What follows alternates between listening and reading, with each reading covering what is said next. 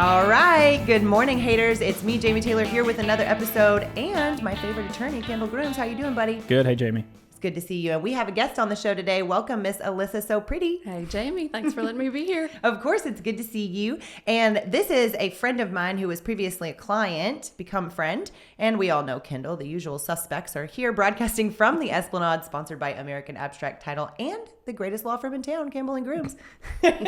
Today, we're going to break down, and actually this is really fun because we have covered non-disclosure issues that affect consumers in the past. And in this particular scenario, I actually had the pleasure of representing you on the opposite side of the damages you incurred as a buyer with a non-disclosure issue. So we're going to start at the very beginning, and you feel free to object, interject, or beat your gavel as needed. Alissa, let's start at the beginning of the story when you first found the subject property. Okay. So at the time, my daughter was only 6 months old and my husband was doing the majority of the looking. So this house had a wonderful shop in the backyard. Huge man cave shop ready to go. And he didn't look at anything else at that particular point in time. So he went and he showed me the house. And are you not going to object to this at all? No. Of course not. Okay. He went and showed me the house and then showed me all the things that we could do to make it ours, because it was a great shop, a great piece of what we thought property. And the house was completely hospital white, where the old owners had just come in with like a sprayer and sprayed it all white to try to make it ready to sell. And so it was a blank canvas for us. So that's where it started, was he found it, and I can just see him standing in the backyard like slobbering, can't even focus on anything else. I don't even care if there's a house here. I can sleep out here, and that's fine. Yeah, can a bed fit in here? Mm-hmm. And I, being the loving wife that I am, was like, okay, if you're willing to do all the work, then go for it. That shop is great. It's a great piece of property. We love the neighborhood. Growing up, I had a friend whose grandmother lived there. We spent a lot of time over there, a lot of time at the neighborhood pool. It seemed like the perfect place to raise a family. Mm-hmm. And it's on a corner. And it's on a corner lot, walking distance to the pool, easy access to the interstate. What could go wrong? Yeah, I mean, that's what I said when you gave me the listing information until you filled out the disclosure. Yeah. Sorry. But go ahead. Yeah. So what's your first, so first you went under contract, right? We did, and it was for sale by owner. And at the time... Hold on. Uh-huh. This is why you don't buy for sale by owner. Sorry. This is why you don't buy for sale by owner without an attorney reviewing your contract beforehand. All right, sorry. Yes. And requiring that disclosures be made. Yes. Okay. Even in a non-disclosure state, you can require demand a disclosure. PSA. Mm-hmm. And me being only 20 years old, I had bought one house. I'd bought a house in Conway. Which, congratulations, because you were only 20 with already having purchased a house, and you have a 6-month-old baby and a husband to take care of. So you're essentially 2 kids, and you're trying to buy another house. Yes. And sorry, so, Josh. I had purchased, I guess at that point, 2 houses, because the house that Josh and I lived in before then, we had bought from his parents. So that one I didn't necessarily count right. Because they bought it as a flip house, and then when we got married, they decided to let us go ahead and redo it and keep it. And so once we outgrew that house, this was our first one to buy on our own. Yeah. And my house in Conway, I'd bought before Josh was ever in the picture. So it was just a single girl. It was painted in all pastels. When we resold that one as well, it still had little pieces of your youth. Yes. I mean, if you want to know what my bathroom looked like, just go in the Victoria's Secret dressing rooms, the black, the animal print. That was the house back then when I lived there. And so I won't be going in any of those dressing rooms. Yeah. I'll get in trouble. Carrie can send you pictures. Yeah. I actually have pictures. And Josh was like, why are you taking pictures of the dressing room? I said, because it looks just like my Conway house. I just want to be able to describe my bathroom. Yes. You got to be careful doing that too. Yeah. Well, luckily it was my daughter in the dressing room. Yeah. And I wasn't in there with her. I wasn't in there with her. So, but we go under contract. I'm 20 years old. The seller is an attorney. He's a lawyer out of town. His parents had lived in the home and they had passed away. So he'd had a caregiver living in the home. And that man was ready to go buy his own property and, start his own life. And so they had put this property up for sale. And unfortunately, I was really naive and very trusting at that point. I've been scorned along the way since then. Always starts out that way. Yeah. Bright-eyed and bushy-tailed. Mm-hmm. And we went under contract, did all the things that we were supposed to do, and the owner allowed us before closing to come in and start painting and doing all the things that we wanted to do to get it ready, because we were closing on our house that we were selling that morning and then closing on that house to move in, and we needed to get there in the same day. So he said, yeah, no problem. Go in, paint. So at this point, we've invested in the home by painting the rooms, got the nursery ready, all of the things. And we sell our house that morning. We go to closing that afternoon to buy this one. And they say, wait, we're missing out of your packet your proof of flood insurance. And so I said, flood insurance? The lake is 2 streets over. I mean, we're talking... It's not funny, I'm 3 sorry. rows of houses are going to have to flood if that lake ever overflows. What flood insurance? Right. And we bought in July, so it's hot.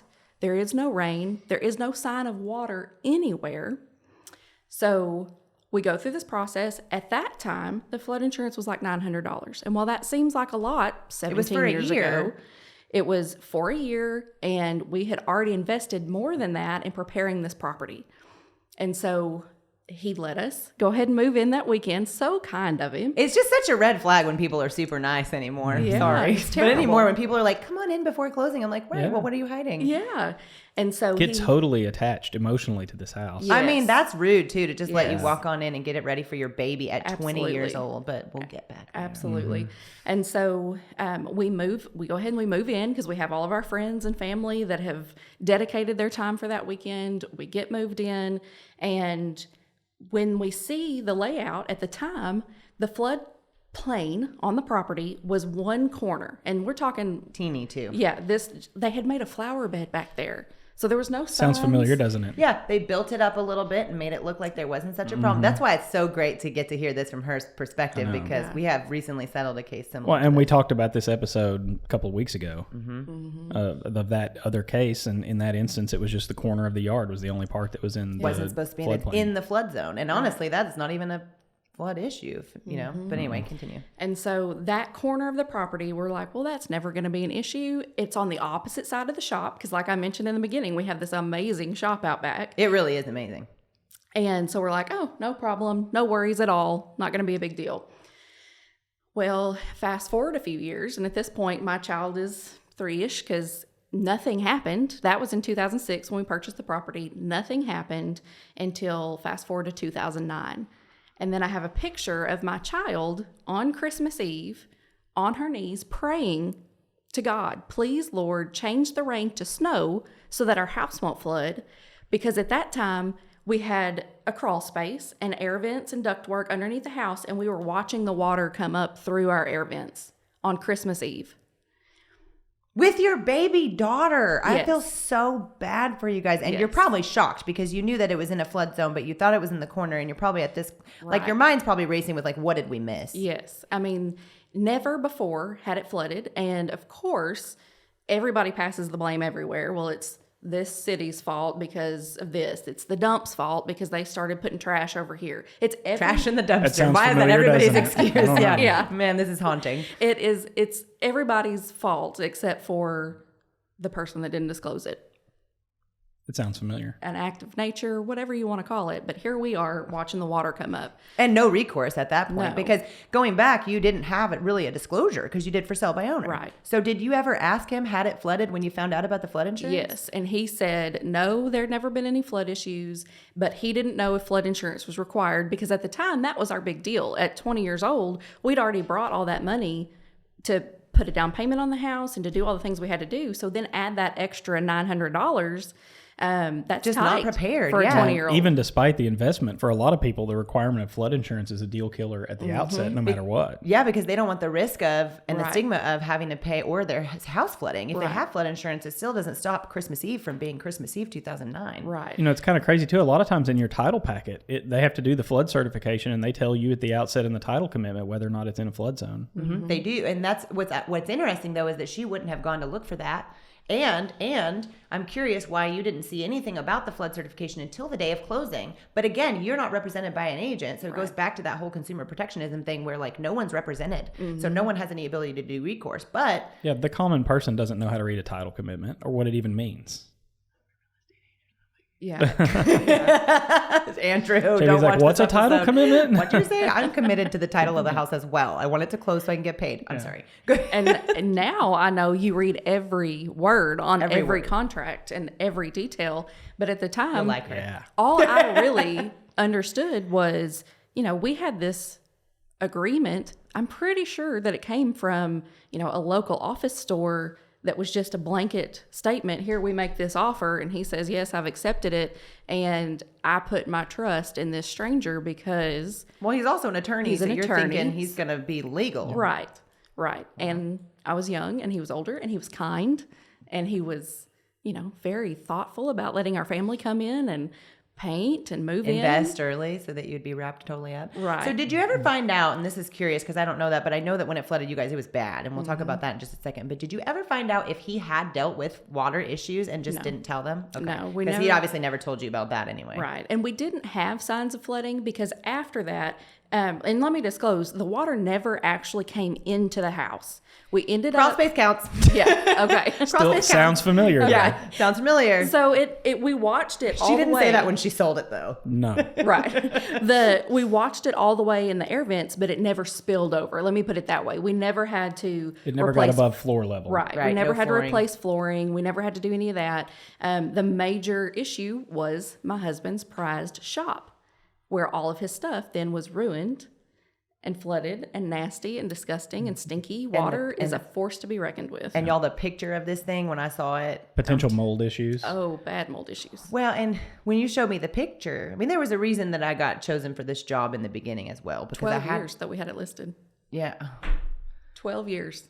And Jamie, the miracle worker that she is, sold it for us. But look, I love you, but we can go right back. Let's get right back to that shop. There's Because she people. showed me the There's picture. people that want to It's- say that if it doesn't come in the house doesn't lose any value. That's Is that what- true in your experience?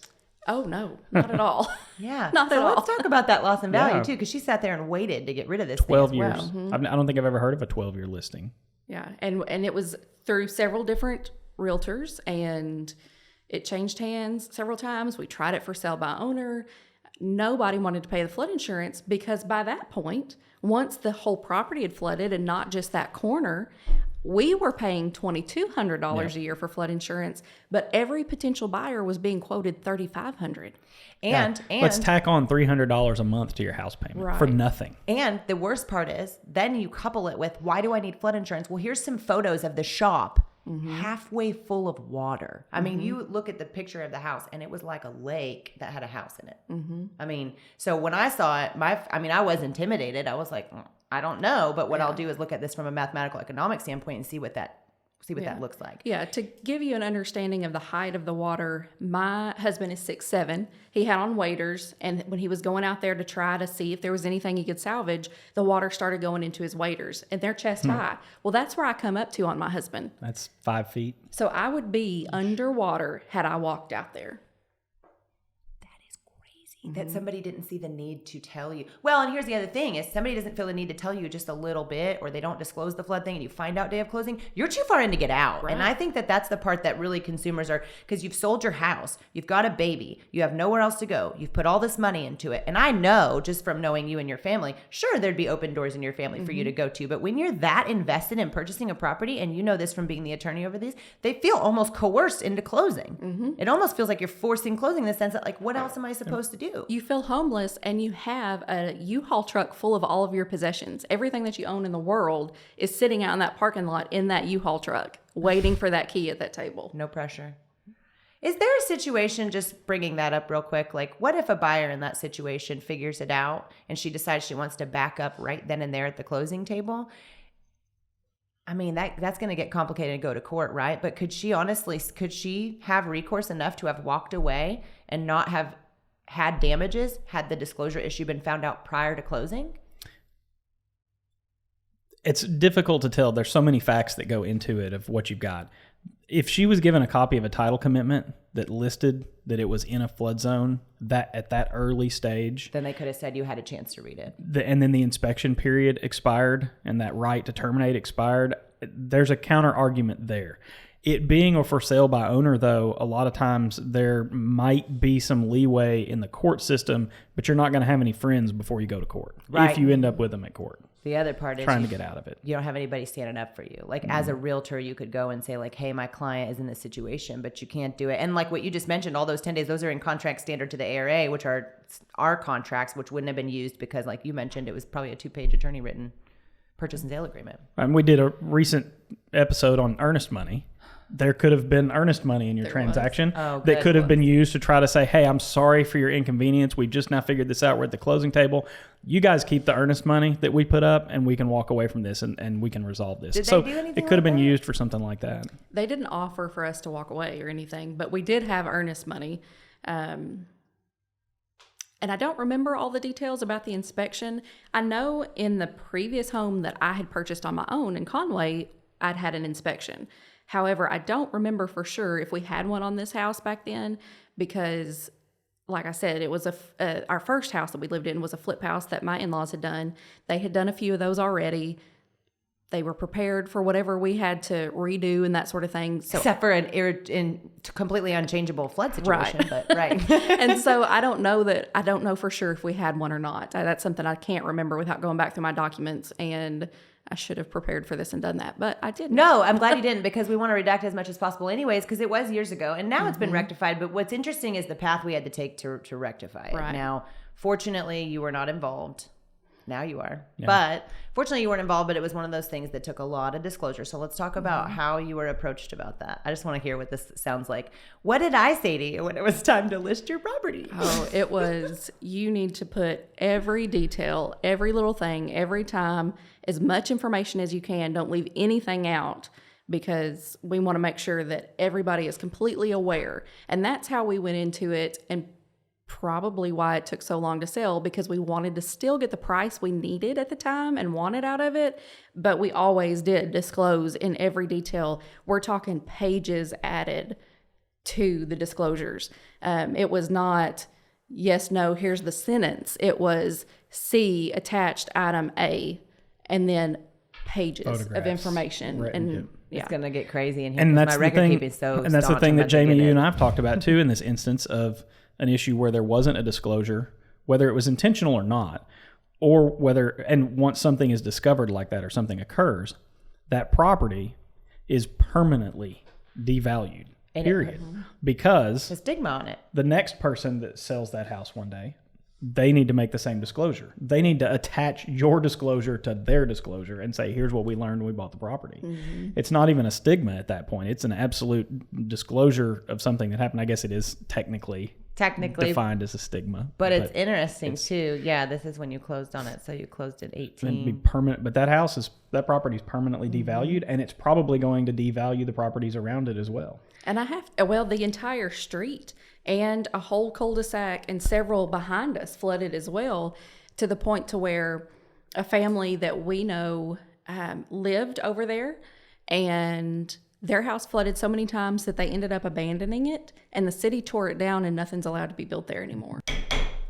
I'm sorry to interrupt this riveting conversation, but it's time for a word from our sponsor. This episode is sponsored by American Abstract and Title Company. Not only does this place handle most of the real estate transactions that go down in Pulaski County, but they do it with professionalism, and no one has more energy than their fearless leader, Andrew Atkins. If you have any concerns whatsoever about your title work, bring your file over to American Abstract Title and know it's going to close on time and in style. I have used American Abstract Title for more than one transaction in my real estate career, and they are not one of the reasons why I host a show called I Hate Real Estate. Remember, at the end of the day, we don't really hate it, we're actually great at it. So, my friend Andrew Atkins and American Abstract Title is the place for you to close your business. This episode is brought to you by Campbell and Groom's Law Firm. This small law firm has the tenacity to go after the big guy when your HGTV situation doesn't turn out so great. Remember, we started this show for a reason, and these guys know what to do when things turn upside down. Donald Campbell and Kendel Grooms are the Arkansas Trial Lawyers Association Trial Lawyers of the Year for 2019, 20, and I'm pretty sure 21's in the bag. So, And you probably have people in that neighborhood who sold houses that didn't have flood problems, and they ended up selling cheaper or had properties listed for a long time just because of the neighborhood. I also remember now too, I was dealing with a consummate professional on the other side of this deal, because I remember that they were, we straight up told them everything. So they went into the inspection, and here it is right here. See 9 attached pages of the pillar to post inspection report. Seller to repair these items. 1, 2, 3, 4, 5, 6, 7, 8, 9, 10, 15 items. Also see the 9 pages in inspection. Seller will repair moisture damage to walls in the storage room, each side of the entry doors, the crawl space, subfloor, garage door jam. Seller will use licensed contractor, provide receipts before closing. Yeah. So she went through all of that work as well to get that done, to resell it after it had already gotten into the place where it was safe and inhabitable for them. But this buyer also wanted additional, hey, I want extra visqueen, I want it cleaned out, I want all these things, and they had to do it. And I remember bringing this to you and being like, I know it looks like a lot, but we're getting the price we want and we're getting out on time. Did the flood insurance actually pay out? Like, did they actually accept coverage? The first time. So we've only discussed the first time that it ever flooded. And now we go on. So from 2009. So from 2009. Let me ask you something before you start that. Did you ever actually, because Jamie asked what I call a bad question. We need to. Look at this. When you ask a question, turning on me. I do it all the time. I do it all the time when I take depositions. No such thing as a bad question. You ask 2 questions within one. What I want to know is the lawyer that sold the property to you, that was a part of a probate or whatever it was. Did you ever find out that he actually knew there were flooding issues? No, he says and maintained that he had no idea there was any issues. And the reason I asked that question again is the way Jamie asked it. It was, Did you ever find out? Did you ever find out that he knew? And your answer was no, and that's different than did you ever see anything that indicated that he knew anything like that? Mm-hmm. And that's what's unfortunate about these. And this is, our show title, it's I Hate Real Estate, and we've talked about it before on the show that we don't really hate real estate. We are doing this for the purpose of exposing things that people do in real estate that they shouldn't do, and for the purpose of trying to help people avoid issues that will make them hate real estate. Mm-hmm. And I don't see any wrongdoing here as far as on behalf of a person that didn't disclose something, like we had in the case that we discussed 2 or 3 weeks ago with the very similar issues there. We have photographs of the people standing on the front porch looking at the flood and didn't disclose it. And so here, this is one of those PSA opportunities that we like to do about the title commitment and the documents that you get at closing and those things that you can find. You can even go on FEMA's website. FEMA governs all the flood insurance requirements. Mm-hmm. You can go to FEMA's website, and there's a thing there called a FIRM map. It's capital FIRM. I'm sure you're very familiar with what I'm talking about. Yeah, she knows exactly where to find that. For people watching this or listening to this, you can actually go to FEMA's website and you can download a FIRM map where you put in your address, and it will give you the map, and it will show you if your property is in a floodplain, a floodway, a flood zone, what level of flood zone that it's in. They're all different, and there's no rhyme or reason. They get updated. A lot of them will get updated every 2 to 3 years, where your property, when you buy it, may not be in a flood zone, and all of a sudden it is. Mm-hmm. It's a good practice to check every once in a while, because if your property ends up in a flood zone, technically, if you have a mortgage on your property, you're required to buy that flood insurance, even if it occurs after you've bought the property. And if you don't, you have no coverage, number one, if something happens to your property, and you're in violation of the terms of your mortgage, which means you're in default and can be foreclosed on. Mm-hmm. So just out there for those things where you can go look at it and find it.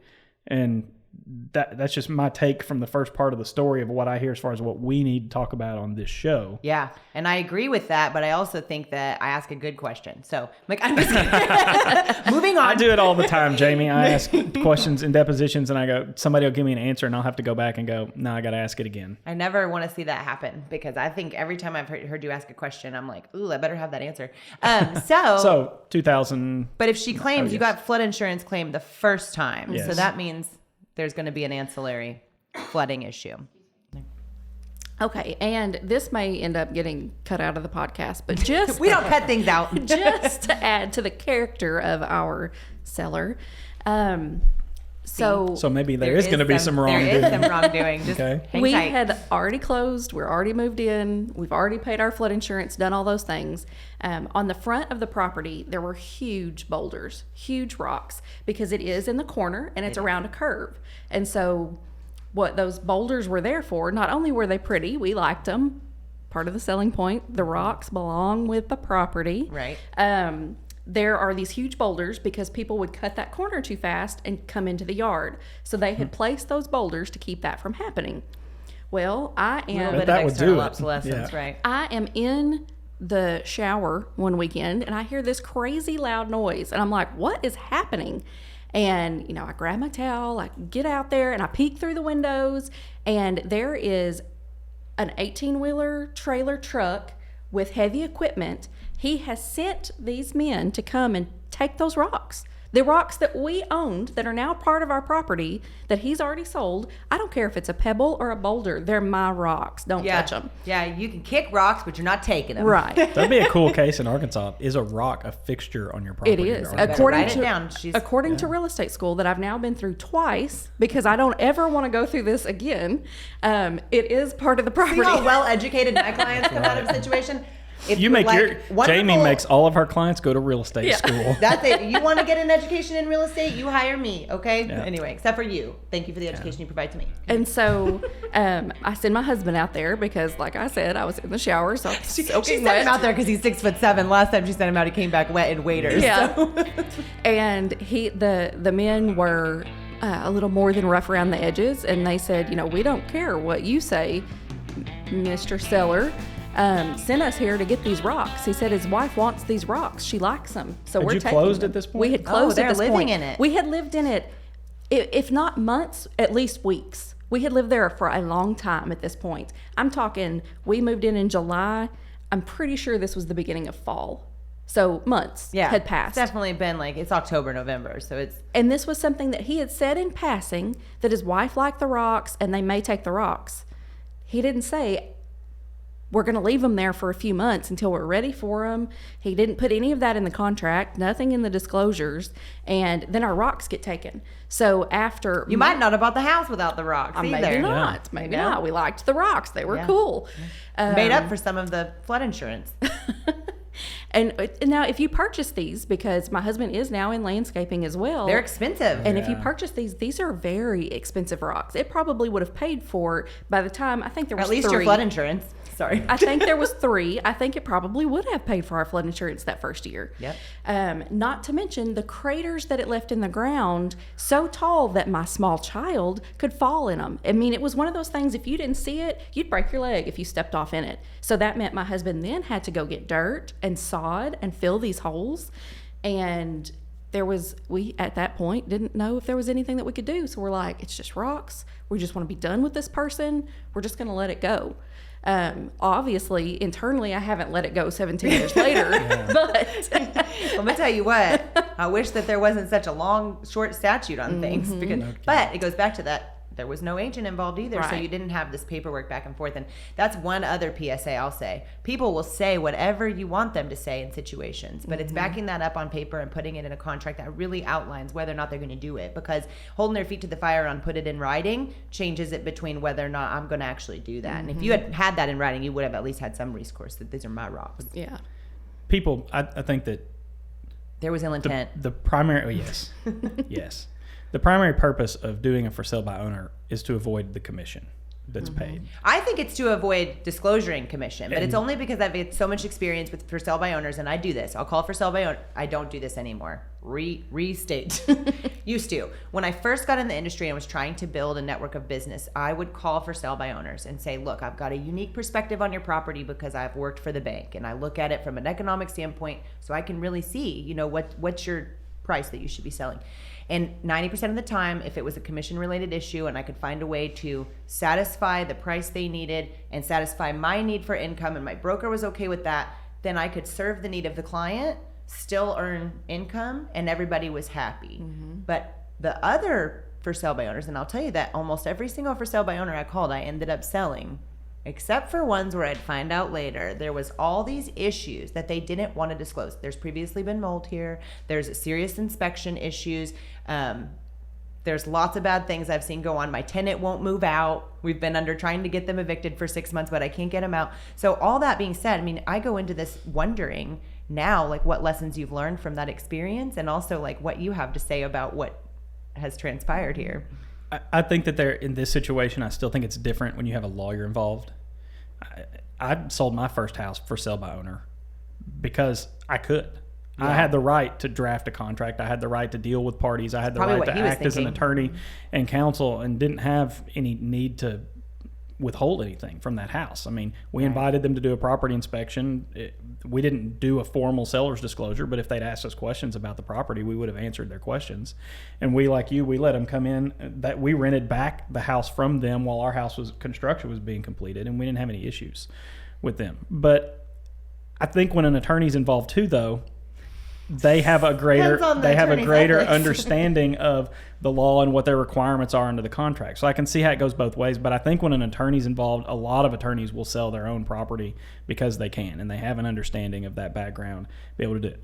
Where I agree with Jamie nearly every time is when you have somebody that just flat out doesn't want to list it, doesn't want to pay the commission, and they're not an attorney and want to try to handle it by going down to the FedEx store and buying a 2-page offer and acceptance for $10 and having somebody sign it. Those are the people that are trying to hide something. More times than not. It's not an every time thing. No, but it's and it's one of those things you learn. You're 17 years after this. I'm 17 years in the industry, and I can look at that and say that over time, yes, when it is a clear, there is absolutely no reason why they wouldn't use a consummate professional who has gone through the licensing process. And you've been through real estate school. They teach you a lot of law. And the execution of real estate really doesn't get learned until you're in the field, because all you're learning about is policy, procedure, rule, and guideline when you're in school. So it's one of those things as a consumer, if you're going to sell your house, do it with an agent. Do it with a well-respected agent that has a good reputation. Make sure when you go on the other side that if they don't tell you an answer like, hey, disclose every single thing that happened, you don't want your agent hiding stuff either. You don't want to come back on that in 5 years and find out that I lied about something and misrepresented your property. And now we're all in court. And we've had episodes about that as well. We have a lot of episodes around here. But tell me about how what's your biggest lesson learned other than don't buy a property in a flood zone? No, I'm just kidding. Well, there are a few things, because something that I'm sure that you're familiar with too, on the purchase of the property we currently live on, I have learned that I will allow people to bully me that I never expected. I always feel like I'm tough and I'll stand up for myself, but I will allow people that I feel like know more than me bully me into things, because I believe you had the property represented for the property that we bought, and then when we came right down to it, the seller of the property said, no, since you called me, because we had called him directly. The cutout, yeah. Yeah. Same thing. He wanted Jamie cut out of the transaction. And he did cut me out of the transaction. And I didn't mind, because it was one of those things where I have sold probably 5 or 6 houses for you before. I mean, and it's been a long time since I've sold anything from her. But it was for her. But it's been, where they are now. That was one of those things too, where we had an actual contractual obligation and agreement between myself and the landowner. And then when they became friends and started working on the house, he was just like, that contract doesn't matter. She won't mind, and actually came to me and was like, hey, I decided not to sell this lot. Pull it out of the MLS. Let's terminate the agreement on it, and I'll, I'm not going to worry about it right now. And the next thing I know, she was like, guess what? We got this lot. I'm like, wait. I just terminated that listing agreement. Yeah. But then, and that came down to me. A lesson I learned in that situation was to write a cancellation fee in my agreements. Yeah, that was because, not only we love where we are and everything at this point, and we also learned about the water that comes down the mountainside on our property where we live now.